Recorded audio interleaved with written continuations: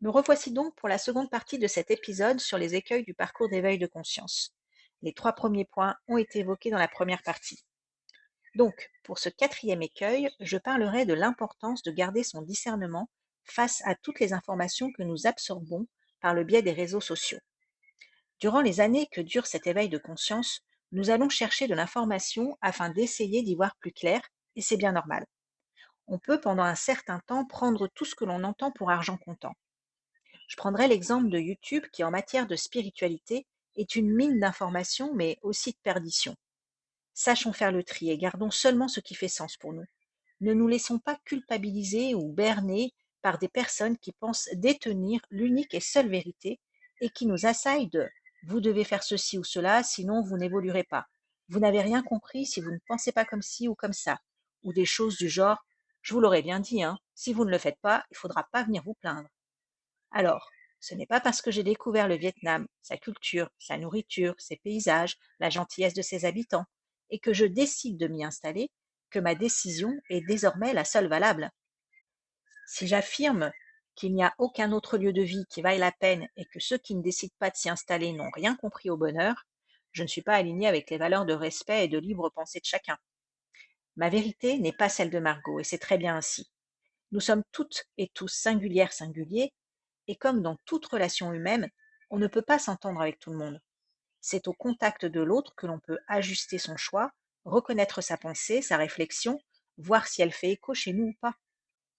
Il y a une multitude de façons d'aborder et de vivre sa spiritualité. Et c'est cette pluralité qui est intéressante, parce qu'elle est à l'image de l'être humain, diverse et variée.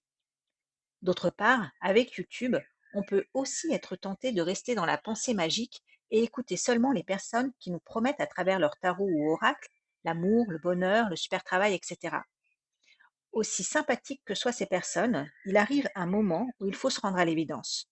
Ce n'est pas en passant nos journées à regarder des vidéos qui nous promettent monts et merveilles que monts et merveilles arrivent à nous.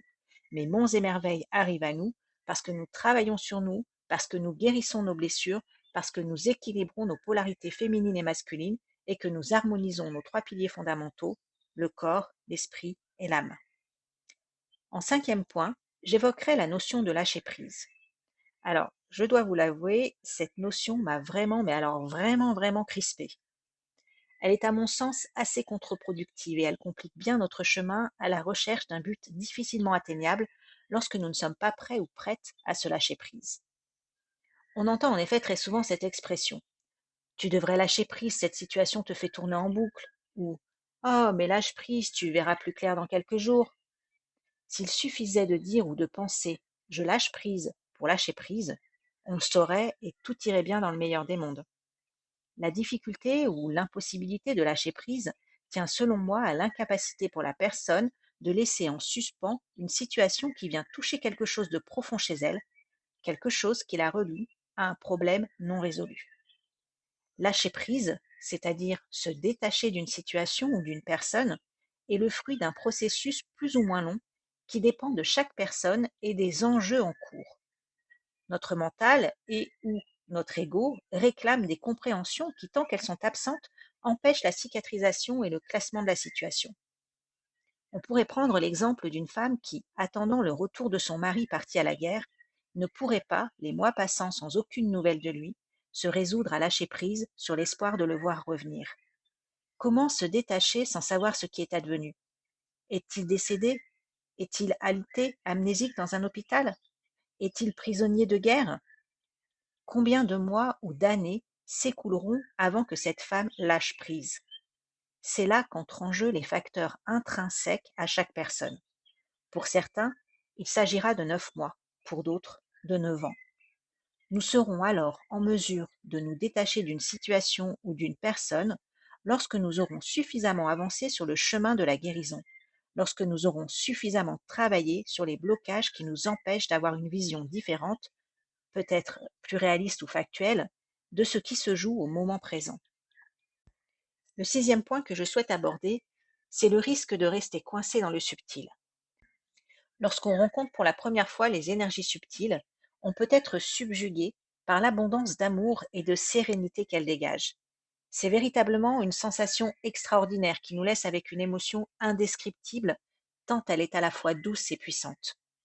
On baigne dans une douceur absolue, un espace où l'amour nous est offert sans aucune condition ni attente. Cet amour est là, à disposition, et nous pouvons nous y abreuver dès que nous en ressentons l'envie ou le besoin. Il suffit d'émettre l'intention et nous rejoignons cet espace fabuleux. Mais il existe un risque, c'est celui d'en faire son refuge et de se détourner de ses obligations matérielles. Car dans cet espace, rien ne vient troubler notre bien-être. Pas de collègues mal embouchés, pas de patron cynique, pas de conjoint agacé. Dans cette douceur voluptueuse, la réalité de notre quotidien peut en comparaison nous apparaître au mieux bien fade et au pire sinistre. Alors, le risque est grand de vouloir y passer beaucoup trop de temps. Je dis risque car le temps passé dans ce monde subtil pour seulement profiter de ces belles énergies ne fait pas avancer notre réalité quotidienne.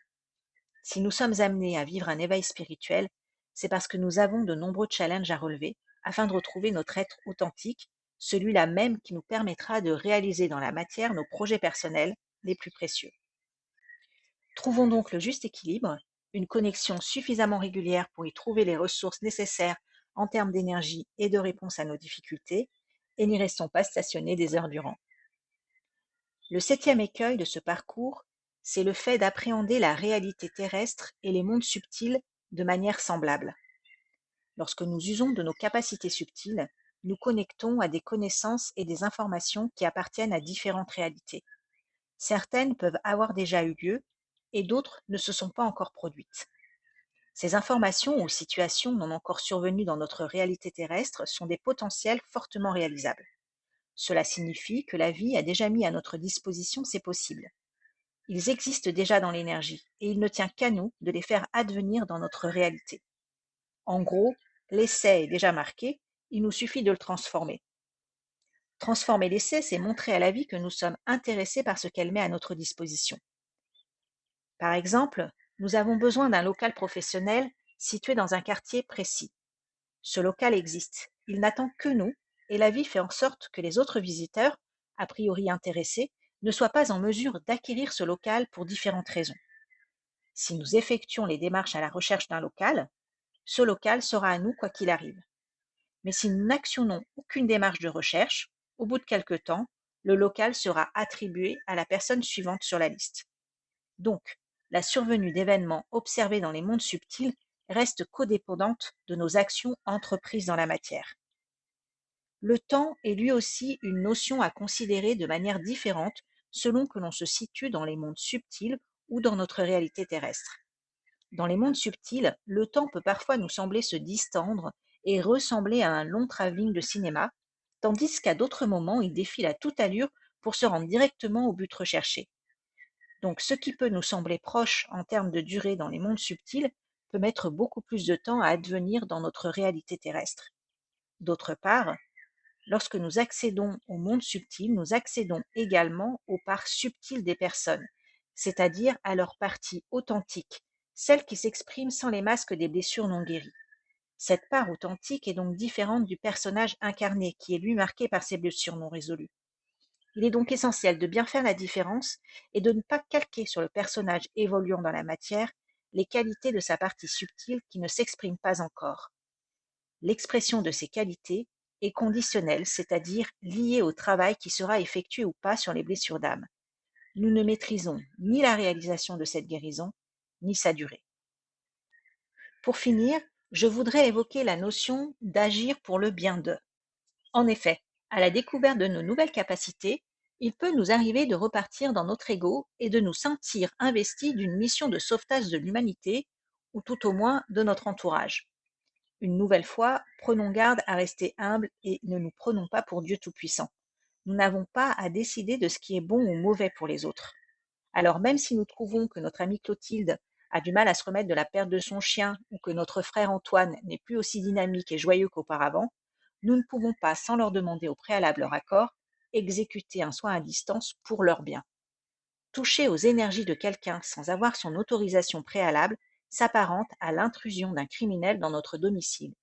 Et il est certain que personne n'a envie de constater qu'un inconnu a accédé à l'intimité de son foyer sans son accord. Je vous remercie de votre écoute et vous dis à très vite pour la dernière partie de ce partage sur l'éveil de conscience. À bientôt!